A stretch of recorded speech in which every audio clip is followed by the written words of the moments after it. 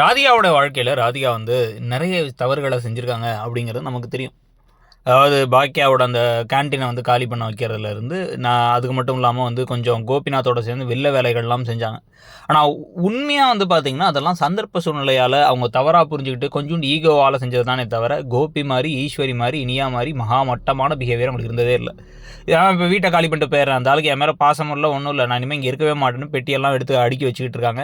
அவங்க அம்மா ஏன் உன் வாழ்க்கை இப்படி ஆயிடுச்சுன்னு அழுதுட்டு இருக்கிறதெல்லாம் ஒரு பக்கம்னா, இன்னொரு பக்கம் இனியா வந்து இந்த பக்கம் எல்லாத்தையும் அழ வச்சுட்டு நேரா கிளம்பி அவங்க டான்ஸ் காம்படிஷன் போகிறாங்களாம். அதில் வர 5 எல்லாரும் ஒரே காரில் போயிடலாம் அப்படின்னா வந்து என்ன மடியில் உட்காந்து போகலான்னு கூப்பிடுவானுங்க போல அப்படின்ட்டு வந்து பாக்கியா நான் வரல, நான் தனியாக போகிறேன், நீங்களாம் ஒன்றா போங்க அப்படின்னு கோயிலுக்கெல்லாம் போயிட்டு வந்துட்டு என்னால் தானே அப்படின்னு வந்து கோபிகிட்ட பேசக்கூட அவங்க விரும்பல. இப்படி ஒருத்தவங்க பேசக்கூட ஒரு மாமன் மூஞ்சியை தூக்கும் போது அந்த வீட்டில் இருக்கிறதுக்கு வெக்கமாகவே இருக்காது அந்த ஆளுக்குங்கிறது நமக்கு புரியவே இல்லை.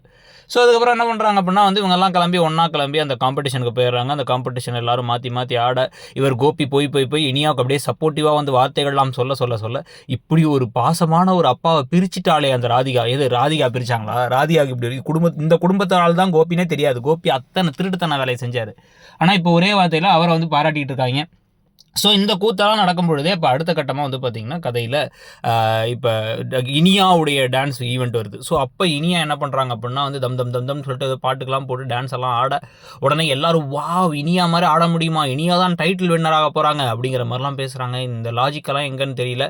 இதுக்கு நடுவில் 3 பேர் இதான் என் அப்பா இதான் என் அம்மான்னு ஜெயிச்சதுக்கப்புறம் இனியா மேடைக்கு கூட்டு போகிறதே வந்து பாக்கியாவையும் கோபிங்கிறத பார்த்து ராதிகா அப்படியே தலையில் இடி விழுந்த மாதிரி இருக்காங்க. ஓவராலாக இந்த கதை எப்படி தான் போகுதுன்னு நினைக்கிறீங்கிறத சொல்லுங்கள். தேங்க்யூ.